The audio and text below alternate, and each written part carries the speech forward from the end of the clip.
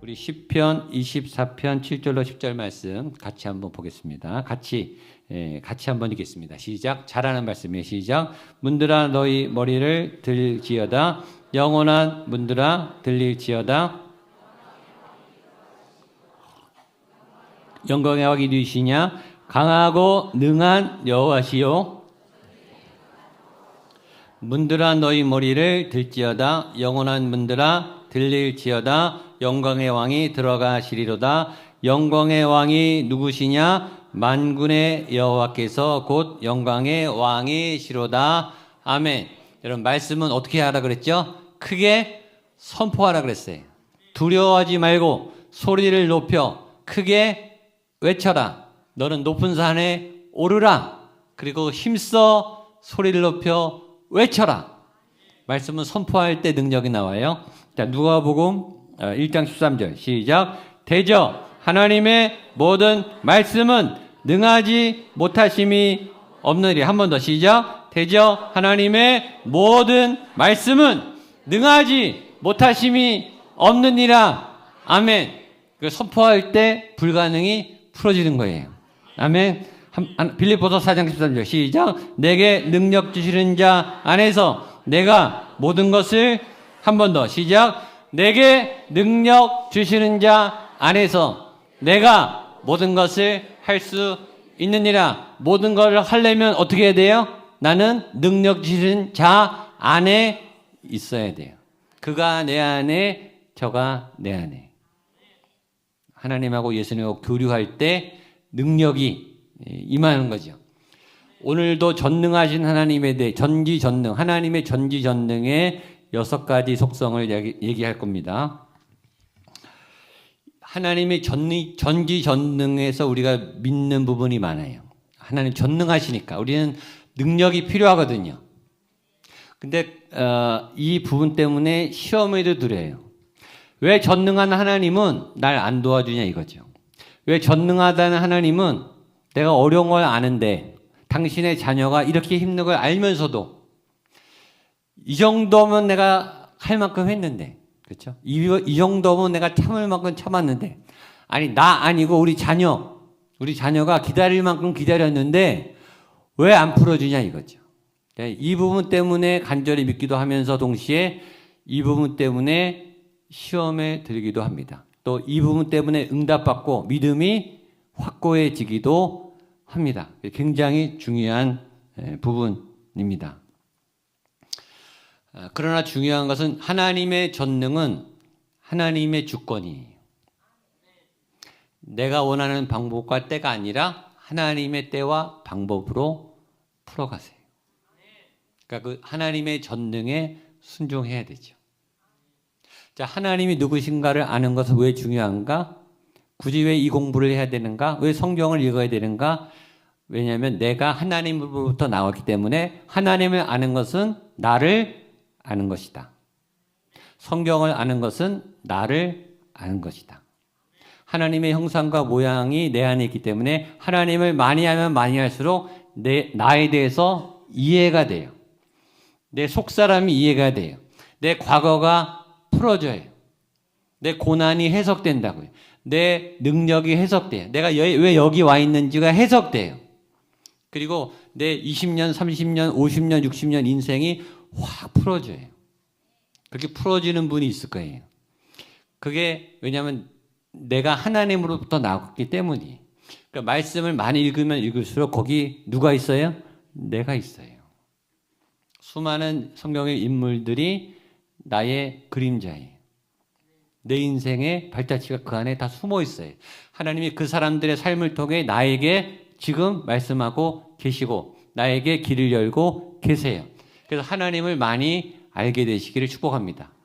나를 위해서라도, 나 때문이라도 말씀을 읽으셔야 돼요. 나를 위해서라도 기도를 하셔야 돼요. 내가 성장하기 위해서라도 하나님을 닮아가는 게 중요해요. 자, 오늘은 하나님은 무한하시니까 무수히 많지만 제가 6가지로 압축했습니다. 전지전능의 6가지 차원. 그 교재 있죠? 첫 번째는 시공간적 차원에서 본 하나님의 전지전능이에요. 자, 베드로후서 3장 8절입니다. 같이 읽겠습니다. 시작. 사랑하는 자들아 주께는 하루가 1000년 같고 1000년이 하루 같다는 이 한 가지를 잊지 말라. 하나님이 천지를 창조할 때 보이는 세계와 보이지 않는 두 세계를 창조하셨습니다. 보이는 세계, 물리적 세계, 자연 과학적인 계측이 가능하고 측량이 가능하고 또 이론이 가능하고 질서와 법칙이 가능한 또 미래를 예측할 수 있는 어떤 일정한 법칙이 있어요. 지금 여름이 이제 오고 있어요. 이제 가을이 오고 겨울이 오겠죠. 예측 가능하죠. 우리의 일상, 해, 달, 별, 우리 자연, 숲, 꽃, 뭐 동물, 이 물리적인 모든 보이는 세계, 논리적이고 이성적이고 지성적이고 경험적인 물리, 과학, 화학, 의학적인 이런 보이는 세계. 그리고 보이지 않는 세계가 있어요. 마음, 정서, 사랑 이런 거 안 보여요. 물론 표현이 되죠. 표현이 되지만 표현으로 다 할 수 없는 보이지 않는 마음과 심리, 정서, 혼의 영역, 영의 영역. 보이지 않는 세계가 있습니다. 시간은 안 보이죠. 그러나 존재하죠. 그리고 측량하죠. 안 보이다고 없는 건 아니에요. 안 보이지만 보이지 않는 세계가 있다. 보이는 세계와 보이지 않는 세계가 있는데 보이는 세계보다 보이지 않는 세계가 더 본질적이다. 더 힘이 세다. 더 우리의 근원적인 힘을 갖고 있다. 육의 세계보다는 혼의 세계보다는 영의 세계가 더 강력해요. 보이는 세계의 싸움인 것처럼 보이지만 보이지 않는 심리전이고 보이지 않는 혼의 영역의 싸움이고요. 보이지 않는 영적 세계의 싸움이에요. 그 안에 시간도 포함되어 있다. 하나님의 시간은 크게 두 가지로 우리가 알듯이 크로노스와 카이로스 시간입니다. 둘 다 하나님의 시간입니다. 크로노스는 우리가 아는 이 자연 질서적인 이 흘러가는 시간, 이 우리가 아는 이 시간, 봄, 여름, 가을, 겨울, 1월, 2월, 3월, 4월, 2023년, 4년, 5년, 6년 이렇게 물리적인 시간입니다. 물론 양자역학에서는 이게 시공간이 초월하고 뭐 이론적으로 거슬릴 수 있다고 하지만 우리는 시간에 절대적으로 지배를 받습니다. 누구도 거스릴 수가 없습니다. 하나님의 절대 시간이 크로노스. 세월은 가요. 막을 수가 없어요. 가는 세월 그누기 그가 멈출 수가 있을까? 그런 유행가 가사처럼 누구도 못 막습니다. 하나님의 크로노스 절대적인 시간에 우리는 지배받고 있어요. 왜냐하면 하나님의 창조 질서 안에 있기 때문에 크로노스도 하나님의 시간이. 크로노스는 일반적인 시간이 아니라 크로노스도 하나님의 시간이. 그리고 우리는 그 하나님의 시간에 절대 지배를 받습니다. 이것은 어떤 면에서 굉장히 너무 좋은 것이고 어떤 면에서는 너무 무서운 거예요. 첫 번째 어떤 면에서는 굉장히 좋은 거예요. 시간이 가요. 나이가 들어요. 내가 10대인데 20대가 되면 좋겠는데 20대가 지나면 옵니다. 기다리면 와요. 가을이 좋다. 기다리면 와요. 때가 온다니까요. 아들이 군대 갔어요. 때가 되면 제대해요. 국방부 시계는 돌아간다. 군대에 가면 다 아는. 기합을 받고 훈련을 빡세게 해도 국방부 시계는 돌아간다. 나는 곧 제대한다 이거죠. 지금 죽을 것 같고 앞길이 꽉 막혔고 내 인생에 가장 암흑기가 오지만 고난도 지나갑니다. 고난은 영원하지 않습니다. 고난을 당할 때는 1시간이 1년 같아요. 그리고 안 바뀔 것 같아요. 아플 때는 죽을 것 같아요. 실패했을 때는 다시는 못 일어날 것 같아요. 그런데 다행히 시간이 약이 됩니다. 그 사람 없으면 못 살 것 같아요. 근데 어느새 밥을 먹고 있어요. 잠을 자요. 그리고 서서히 회복이 됩니다. 이 시간이라고 하는 것이 자체가 치유의 능력이 있습니다. 회복력을 줍니다. 쉬면 회복됩니다. 멈추면 회복돼요. 때로는 시간에게 맡기셔야 돼요. 시간이 가야 돼요. 성숙해야 된다고요. 발효가 돼야 돼요. 오랜 인내의 시간, 오랜 기다림의 시간은 필요합니다. 그 타임을 조절하는 분은 하나님이세요. 그러나 어떤 면에서 시간이 가는 것처럼 무서운 게 없습니다. 이 좋은 시간은 흘러가거든요. 이 승리의 시간도 흘러가거든요. 이 젊음도 지나가요. 노화가 일어납니다. 몸이 약해집니다. 몸이 둔해집니다. 병이 찾아옵니다. 그리고 죽습니다. 사랑하는 사람이 떠나갑니다. 막을 수가 없습니다. 그 누구도 그 어떤 권세도 그 힘을 막을 수가 없습니다. 왜냐하면 그 시간은 하나님이 끌고 가시는 강력한 크로노스의 시간이기 때문입니다. 그래서 시간에 순종하셔야 됩니다. 순종할 수밖에 없어요. 뭐 순종을 안 할래도 제가 병원 가면 의사에게 꼭 들어요. 나이에 순종하시라고. 목사님 젊게 산다고 착각하지 마시고 50대 나이에 순종하게 맞게 사세요. 무리하지 마시고 일 벌리지 마시고 잘 쉬고 적당히 일하시라고 제가 병원만 가면 야단 맞습니다. 더 하고 싶은데 안 돼요. 더 잘하고 싶은데 안 된다고요. 우리의 시간이 우리의 제동을 겁니다. 다음 바톤을 넘기도록 우리에게 우리의 시간에 한계를 줍니다. 자, 두 번째 시간은 하나님의 카이로스입니다. 이 카이로스는 크로노스라고 하는 하나님의 절대 시간에 하나님께서 임의적으로 크로노스의 시간도 하나님이 운행하시는데 하나님께서 우리가 볼 때는 갑자기 어느 순간에 개입하셔서 획을 긋고 틀을 바꾸는 길을 여는 그런 순간이 크로노스예요.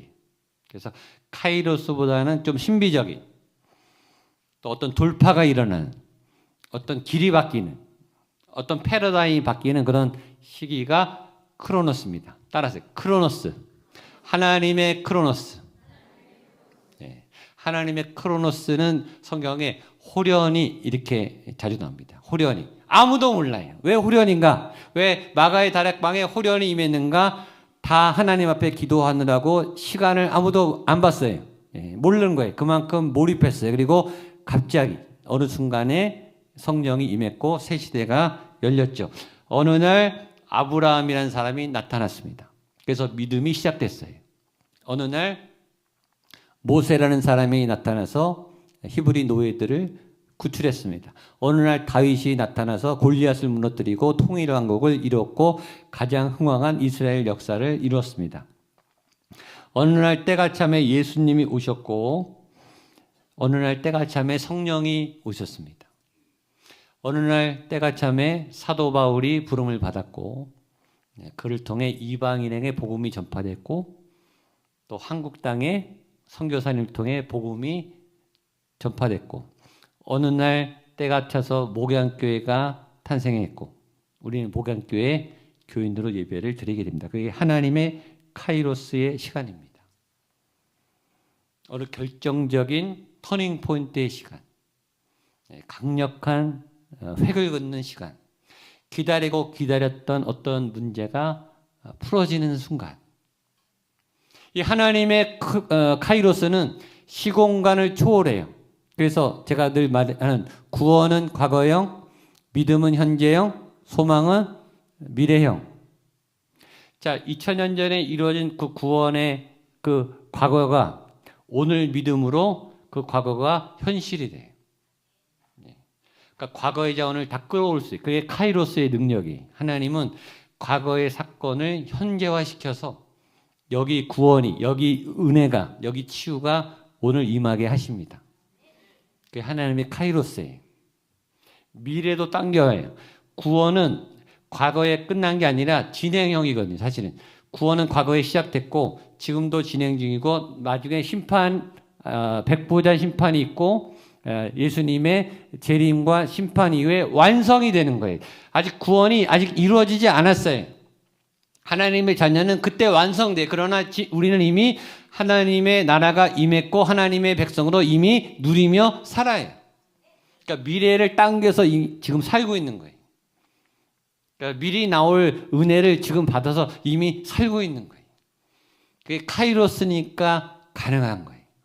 그래서 항상 오늘을 과거의 자원과 미래의 자원을 갖고 와서 오늘을 믿음으로 살아내신 여러분 되시기를 축복합니다. 이 시간에 대해서 잘 배울 수 있는 사람이 요셉입니다. 요셉 같이 한번 보겠습니다. 창세기 41장 46절입니다. 시작. 요셉이 애굽 왕 바로 앞에 설 때 30세라 그가 바로 앞을 떠나 자, 요셉이 애굽의 총리가 몇 살이 됐다고요?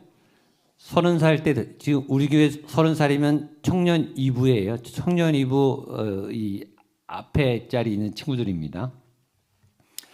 나라의 총리도 아니고 제국의 총리가 됐습니다. 자, 요셉이 중고등학교 시절에 뭐였냐면 친구들은 학원 다니고 공부하고 대학 공부를 할 때 요셉은 노예 생활을 했습니다. 학문을 하지 않았어요. 요셉은 학력이 없습니다. 노예는 여러분들 공휴일이 없습니다. 노예는 주말이 없습니다. 노예는 쉬는 시간이 없어요. 24시간 365일 항상 대기입니다. 그리고 무조건 주인이 시키는 거는 해야 되는 거예요. 청소년기 때 그렇게 살았어요. 우리 자녀가 노예였다면 그건 참을 수 없겠죠. 자, 청년기 때 남들 대학 가고 전공하고 취업하고 결혼하고 또 뭐 자금 모으고 배우고 연애하고 젊은 날을 즐길 그 순간에 친구들 다 그렇게 앞서서 나갈 때 요셉은 어디 있었냐? 감옥에 있었습니다. 전과자가 돼서 감옥에 죄수로 있었습니다. 자, 요셉이 볼 때 친구들 청소년기 때 쭉쭉 앞으로 나가요. 대학교 때 쭉쭉 앞으로 나가요. 막 진로 진급하고 취업하고 결혼하고 승진하고 막 나가요. 요셉은 점점 뒤로 빠져요. 노예도 서러운데 전과자가 됐어요. 자기 인생만 뒤처져요. 다 잘 나가는데. 그런데 감옥에서 총리로 점프했는데 나이가 몇 살이라고요? 30살입니다. 다 앞서간 줄 알았어요. 나만 뒤처진 줄 알았어요. 다 잘 나가고 다 성공하고 다 응답받고 다 치유받고 왜 하나님 나만 왜 하나님 내 인생만 왜 이래요? 그런 줄 알았어요. 그런데 누구보다 빨리 성공했습니다. 누구보다 빨리 그 누구도 하지 못하는 총리를 30살에 했습니다. 그러니까 이 하나님의 시간은 알 수가 없는 거예요. 여러분 늦지 않았습니다. 옆에 분에게 늦지 않았습니다. 전혀 늦지 않았습니다. 하나님의 시간이 찾아옵니다. 늦었는데 지름길로 가고 있을지 몰라요. 여러분의 자녀도 마찬가지. 세상의 기준에, 사람들의 기준에, 한국의 기준에 끼워 맞추지 말고 하나님의 카이로스를 따라가게 되시기를 축복합니다. 제가 조사해 보니까 스펄전 목사님은 17세에 설교했고요. 칼빈은 기독교 강요를 27살 했었고요. 안중근은 죽었을 때 32살이고 윤봉길 선생님이 상해 투척구에 사형된 나이가 25입니다. 1866년 제너럴 셔먼호에 탑승해서 미국에서 명문대를 나오고 대동강에서 내리자마자 순교한 토마스 선교사 27살입니다. 30살은 결코 어린 나이가 아닙니다. 다윗도 30살에 왕이 됐습니다. 요셉도 30살에 제국의 총리가 됐습니다. 예수님은 30살에 메시아의 사역을 시작했습니다. 30살은 결코 어린 나이가 아닙니다. 한 민족을 흔들 만한 능력이 있는 나이입니다. 믿음이 있을 때, 하나님이 준비되었을 때. 그래서 하나님의 카이로스 시간에 우리를 맡겨야 돼요. 내 시간이 크로노스의 삶을 살아가면서 언제 카이로스가 열리는가, 그때를 기다리고 준비하면서 시공을 초월해서 역사하실 하나님을 향한 믿음을 가지시기를 축복합니다. 그 하나님이 전능하신 하나님입니다. 두 번째, 창조적 관점에서 하나님이 창조주 하나님은 얘기했어요. 그렇죠? 근데 그 창조가 하나님이 만들어 놓고 끝났느냐, 시작해 놓고 끝났느냐? 아니에요. 매일 그 창조가 새롭게 디자인되고 업그레이드되고 점진적으로 성장하고 있습니다. 아기를 낳았다고 끝나는 게 아니잖아요. 아기를 키우는 게 더 힘들죠. 사업을 시작했다고 좋은 게 아니라 그 사업을 발전시키는 게 더 어려워요. 여러분, 믿음을 시작해서 교회 나오게 하는 것도 어려운데 믿음을 성장하는 건 더 어려워요. 은혜를 받는 것도 어렵지만 은혜를 받아서 잘 관리해서 은혜를 충만하게 생수의 흘러넘치게 하는 일은 더 어렵다고 해요. 이게 다 창조예요. 그러니까 창조는 시작만 하는 게 아니라 계속 성장, 발전, 성숙을 해야 되는 거예요. 그 창조의 동력이 사랑이라고 해요. 그러니까 사랑의 은혜를, 사랑의 에너지를, 하나님을 사랑하는 예배를 계속 이 군부를 떼고 기름을 채워야 내 안에 창조적 성장이 계속 일어나는 거예요. 그 성장과 노력을 계속 시도해야 어느 날 별이 임하는 순간, 돌파의 순간이 일어나는 거예요. 그 전까지는 계속 꾸준한 성장, 이 크로노스의 삶을 살아야 돼요. 실패해도 또 도전하고 또 다시 포기하지 않고 도전하는 그 도전에 노력을 하셔야 돼요. 그래서 일상성이 중요하다는 거예요. 기적도 중요하지만 카이로스도 중요하지만 일상성 위에 카이로스가 열리는 거예요. 크로노스 위에 카이로스의 지속적인 창조의 일상을 통해서 하나님께서 번쩍 아이디어가 생각나고 어떤 이 판매 경로가 열리고 어떻게 관리, 이 매니지먼트 하는 일이 열리고 진로가 열리고 유학의 문이 열리고 결혼의 문이 열리고 두드리고 있을 때 열리는 거예요. 준비하고 있는 자에게 이게 열리는 거예요. 그걸 사모하면, 그렇죠? 사랑한다는 거는 좋은 말이고 좀 센 말로 하면 미치는 거예요, 여러분. 미치면 아무도 못 말립니다. 사랑하면요, 대상에 미치면 아무도 못 말려요. 결혼해야지 못 말립니다. 여러분, 일에 미친 사람도 못 말립니다. 일을 너무 잘하고 좋아하면 일에 미쳐요. 그런 사람이 해내는 거예요. 하나님한테 미쳐도 못 말립니다. 누구도 못 말려요. 예배를 못 말려요. 찬양과 기도를 멈출 수가 없어요. 그러다가 이게 뚫리고 열리는 일이 일어나는 거예요. 하나님의 창조력인 아이디어가 열리는 거예요. 그 하나님의 창조력은 하나님을 사랑할 때 열려요. 그 사람을 사랑할 때 방법이 나오고 그 일을 사랑할 때 방법이 열려요. 사업하시는 분들, 기업하시는 분들, 재정을 위해 기도하시는 분들 그 문이 열리게 되기를 주님의 이름으로 축복합니다. 그게 하나님의 창조의 능력이에요. 근데 그 하나님을 믿을 때 그 창조의 능력이 하나님을 믿는 사람에게 열려요. 그게 광야의 새 길이 열리고 사막의 강이 흐르는 사건입니다. 세 번째, 전지적 차원에서 하나님의 전능함. 전지 자체가 전능이에요. 아는 게 전능이에요. Knowledge is power. 아는 게 힘이에요. 아는 것 자체가 상대를 제압할 수 있어요. 한번 예를 보겠습니다. 요한복음 1장 47절로 49절입니다. 같이 한번 읽겠습니다. 시작. 예수께서 나다나엘이 자기에게 오는 것을 보시고 간사한 것이 없도다. 나다나엘이 이르되 어떻게 나를 아시나이까? 예수께서 나다나엘에게 대답하여 이르시되 빌립이 너를 부르기 전에 내가 무화과 나무 아래 있을 때에 보았노라. 나다나엘이 대답하되 랍비여 당신은 하나님의 아들이시요 당신은 이스라엘의 임금이로 소이다. 자, 요한복음 1장에 나다나엘 제자 12제자 중에 나다나엘을 부르시는 장면인데 예수님이 나다나엘을 처음 만났어요. 나다나엘도 예수님이 처음 만났는데 예수님이 나다나엘을 보자마자 이렇게 말합니다. 너는 참 이스라엘 사람이구나. 네 속에 간사한 것이 없구나. 그러니까 나다나엘의 그 사람이 착한 걸 꿰뚫어 보셨어요. 꿰뚫어 보시고 나다나엘에 대해서 너는 참 착하고 진짜 이스라엘 사람이구나 라고 정확하게 지식을 가지고 맞췄어요. 맞췄더니 나다나엘이 대답합니다. 나를 어떻게 도대체 그렇게 아십니까? 내 속을 어떻게 이렇게 들여다보셨습니까? 나 그랬더니 예수님이 이렇게 말합니다. 빌립이 너를 부르기 전에 네가 무화과 나무 아래 있을 때, 네가 나를 만나기 전에 너 무화과 나무 아래 있었잖아. 그때 내가 너를 봤어 라고 말하니까 깜짝 놀란 거예요. 내가 예수님 만나러 여기 오기 전에 저쪽에 무화과 나무 아래 있었다는 지식을, 정보를 예수님이 알고 꿰뚫고 보니까 나다나엘이 거기서 무릎을 꿇고 이렇게 고백합니다. 당신은 하나님의 아들이시요 당신은 이스라엘의 임금이로 소이다. 그러니까 지식 자체가 파워예요. 그러니까 꿰뚫어 보는 거예요.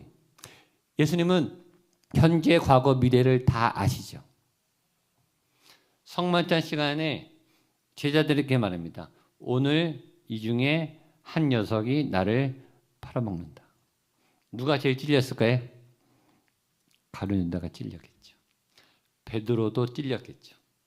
너는 다 굴기 전에 3번 나를 부인한다. 정확하게 맞추잖아요. 그 기겁을 하는 거예요. 이런 지식이 굉장한 파워가 됩니다. 하나님이 나를 아시고 하나님이 나에게 내 미래에 대해서 비전을 주시는 거, 꿈을 주시는 거, 내 부르심을 아는 거, 내 사명을 아는 거, 그건 굉장한 능력이 돼요. 내가 사명을 알면 그 길을 향해서 갈 에너지가 생겨요. 그래서 지식의 은사, 지혜의 은사 굉장히 중요합니다. 저는 제가 지금까지 예언을 한 10번 정도 받았어요. 제 인생의 결정적인 시기에 하나님이 검증된 예언자를 만나게 해주셨고, 예언은 잘못 받으면 위험합니다. 그래서 꼭 검증된 분에게 예언을 받아야 돼요. 근데 하여튼 저에게는 우연히 그런 기회가 생겨서 한 10번 정도 예언을 받았어요. 2023년에 저희 성령 집회 은사가 저희 치유가 일어나면서 성령 사역에 대해서 배우기 위해서 그런 스쿨에 어떤 교회에서 열어서 갔어요. 한 100여 명 모였어요. 저는 아무도 목사인지 모르고 그 집회에 그냥 갔어요. 그 세미나에, 성령 사역하는 세미나에 그냥 평신도처럼 숨어서 몰래 세미나를 들어서 배우려고. 제가 그때 파란색 옷을 입고 갔는데 거기 예언의 은사를 받은 권사님이 저를 그날 처음 보고, 제가 목사인지 모르는데 저를 보더니 제 어깨에 돌파라고 써 있다는 거예요. 작년 우리 표어가 뭐죠? 돌파잖아요. 제가 그때 돌파를 생각하고 있었거든요. 그리고 한쪽 어깨는 확장이라고 써 있다는 거예요. 그래서 저한테 예언을 해주시는데 저를 처음 봤어요. 처음 보는데 뭐라고 하냐면 목사님은 예배로 부르심을 받은 분입니다. 그리고 교사, 가르침의 은사가 있습니다. 그리고 목사님이 섬기는 교회 교인들이 목사님이 설교가 깔끔한 스타일인데 잘 받아먹고 잘하고 있습니다. 이 견고한 이 건물의 기초 콘크리트를 놓는 것처럼 교인들이 아주 말씀으로 견고하게 믿음이 다져지면서 교회가 성장하는 게 보입니다. 저를 그날 처음 봤는데, 제가 목사인지 모르는데 저를 보자마자 그 얘기를 한 거예요. 이게 하나님의 지식의 은사예요. 저는 컨펌을 받았죠. 확신을 했고 또 그런 하나님의 일들이 계속 되고 있습니다. 하나님은 다 아세요. 여러분의 기도 제목, 고통, 눈물, 아픔, 또 어떻게 빠져나가야 되는지, 어느 때 역사하실지 하나님은 아세요. 그 하나님이 여러분의 하나님이심을 믿게 되시기를 축복합니다. 자, 4번째는 지혜적 차원에서 하나님의 전능입니다. 이 지식은 정보예요. 지혜는 삶의 실전에서 솔루션, 실제 대책을 세우는 게 지혜예요. 그러니까 지혜는 경험이 있어야 돼요. 경륜이 있어야 돼요. 지식과 더불어서 삶의 경험이 없이는 지혜가 안 나와요. 그래서 좀 경험이 많은 사람이 지혜가 많아요. 나이가 주는 지혜가 있어요. 그러니까 어르신들이 지혜가 있어요. 학문은 약해도 지혜가 많으신 거는 인생 경험이 있기 때문이에요. 그러니까 30대는 20대가 갖지 않은 지혜가 있어요. 60대는 50대가 없는 지혜가 있다고요. 인생이 보이는 게 달라요. 그리고 솔루션이 보여요. 그리고 먼저 와봤기 때문에 그 50대에 대해서 얘기해 줄 수가 있어요. 그래서 그걸 잘 들어야 돼요. 젊은 분들은 어른들의 얘기를 이렇게 꼰대라고 무시할 게 아니라 잘 들으셔야 돼요. 왜냐하면 지혜, 삶을 해결할 솔루션이 거기 있기 때문이에요. 자, 지혜의 좋은 예가 요셉인데 한번 보겠습니다. 요셉이 애굽 총리로서 7년 풍년과 7년 환란을 대비합니다. 한번 보겠습니다. 창세기 41장 47절 48절입니다. 시작. 7해 풍년에 소출이 심히 많은지라 요셉이 애굽 땅에 그 7년 곡물을 거두어 각 성에 저장하되 각 성읍 주위의 밭에 곡물을 그 성에 중에 쌓아두매. 자, 요셉이 제일 먼저 지혜를 푼 거는 풍년에 대한 지혜. 7년 풍년이 왔는데 풍년을 잘 관리했습니다. 여러분에게 풍년이 오기를 주님의 이름으로 선포합니다. 풍년이 열릴지어다. 옆에 분에게 풍년이 임합니다. 곧 임합니다. 7년 대풍년입니다. 아멘. 여러분이 원하던 응답, 성공, 또 재정, 치유, 모든 영역에 풍년이 임하기를 축복합니다. 그런데 풍년을 조심하셔야 돼요. 7년 풍년을 주신 이유가 있어요. 이유는 7년 흉년을 관리하라고 풍년을 주신 거예요. 근데 풍년이 왔을 때 타락하는 분이 의외로 많아요. 풍년을 경험을 못 해봐서. 성공했을 때 정신 나가는 분이 더 많아요. 성공했고 응답받을 때 믿음 잃어버린 분이 더 많아요. 그게 함정이에요. 풍년이 올 때 풍년을 잘 관리하는 게 지혜예요. 그래서 요셉은 저축을 합니다. 잘 풍성하게 써요. 쓸 건 다 씁니다. 쓰면서 알뜰살뜰하게 모아냅니다. 왜냐하면 7년 흉년이 올 걸 알기 때문에. 그래서 국가를 살려내죠. 그리고 드디어 7년 흉년이 왔을 때 대비를 합니다. 창세기 41장 53절 54절입니다. 시작. 애굽 땅에 7해 풍년이 그치고 요셉의 말과 같이 7해 흉년이 들기 시작하며 각국에는 기근이 있으나 애굽 땅에는 먹을 것이 있더니, 제가 너무 좋아하는 말이에요. 각국에는 기근이 있으나 애굽 땅에는 먹을 것이 있더니. 따라하세요. 각국에는 기근이 있으나 애굽 온 땅에는 먹을 것이 있더니. 다 흉년이, 전 세계가 다근이 왔는데 애굽 땅에만 먹을 게 있어요. 왜죠? 요셉 때문입니다. 다 불황이래요. 다 안 된대요. 나도 안 되라는 법이 있나? 아니에요. 하나님을 믿는 사람에게는 풍년이 있어요. 양식이 있어요. 코로나 때 다 어려웠어요. 교회가 다 어려웠어요. 그러나 부흥한 교회도 있습니다. 코로나 때 선교사님들 선교비가 거의 다 많이 끊어졌어요. 저희 교회는 선교비를 2배로 보냈습니다. 선교사님들이 전화 왔어요. 잘못 보낸 거 아니냐고. 아닙니다. 우린 코로나 때문에 사역을 안 해서 예산이 남아서 2배로 보냈습니다. 감동하시더라고요. 여러분, 흉년이라고 다 망하는 게 아니에요. 하나님의 사람은 살아요. 하나님 복 주신 자리는 양식이 있어요. 그게 지혜 있는 사람에게 있는 복이에요. 왜냐하면 풍년을 잘 관리했거든요. 자, 이 역사를 한번 보십시오. 한 번 더 보겠습니다. 창세기 41장 53절 54절 시작. 애굽 땅에 7해 풍년이 그치고 요셉의 말과 같이 7해 흉년이 들기 시작하며 각국에는 기근이 있으나 애굽 땅에는 먹을 것이 있더니 56절 온 지변에 기근이 있어 요셉이 모든 창고를 열고 애굽 백성에게 팔세 애굽 땅에 기근이 심하여 각국 백성도 양식을 사려고 애굽으로 돌아와 요셉에게 이르렀으니 기근이 온 세상에 심함이었더라. 자, 여기서 역설은 다 기근이에요. 애굽 땅에는 곡식이 있어요. 다 힘들어 죽을라 그래요. 다 지금 인생이 말라 비틀어져 있어요. 죽지 못해 겨우 살아요.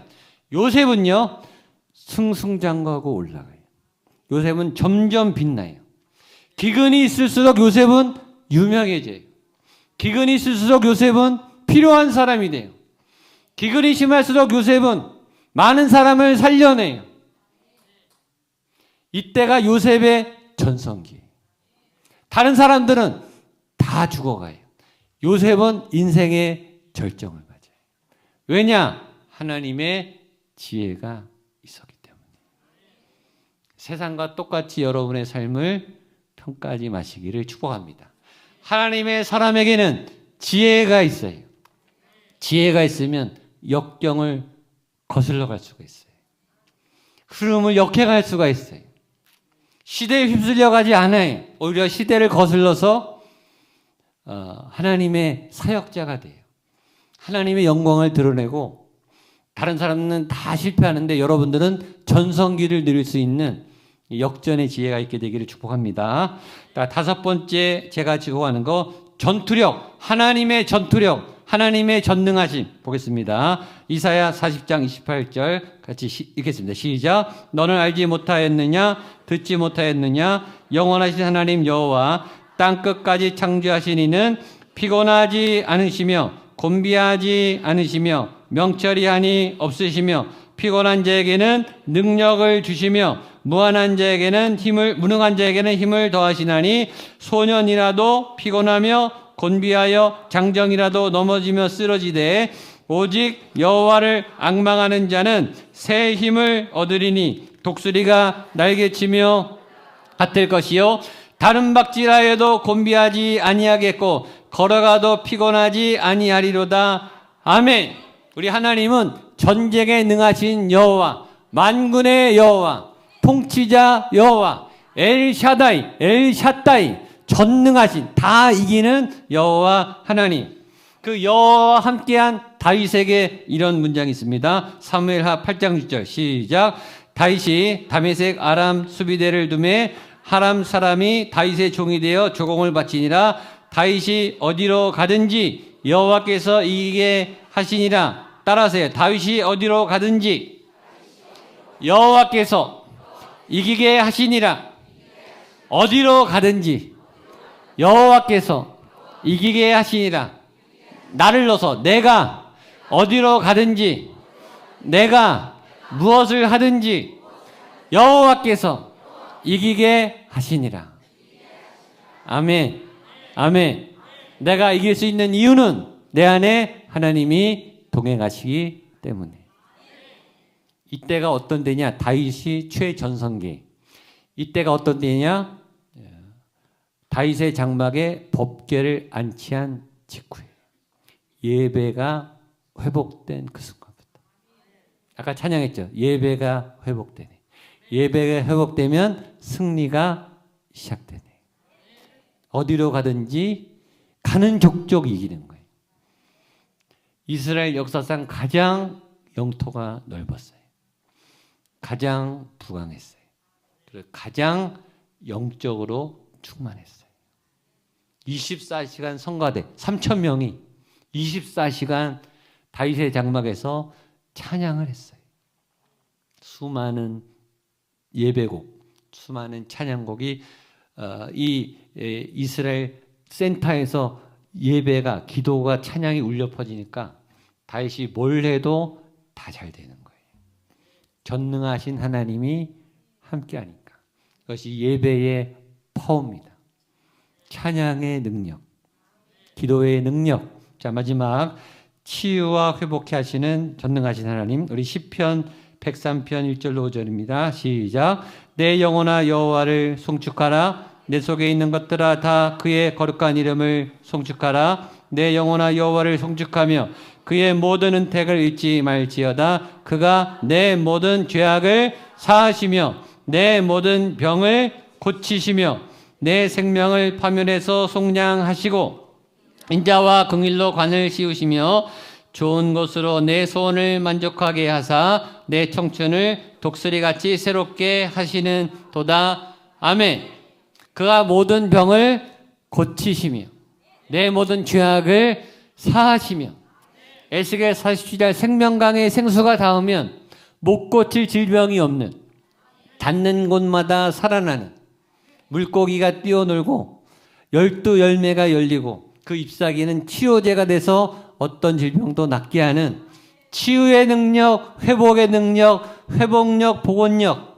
예수를 믿을 때 내 영혼아 여호와를 송축하라. 내 속에 있는 모든 것들아 하나님을 찬양할 때 그가 내 병을 고치시며 내 죄악을 사하시는 그 전능한 하나님이 오늘 우리가 예배하는 나의 하나님, 당신의 하나님, 우리의 하나님이신 줄로 믿습니다.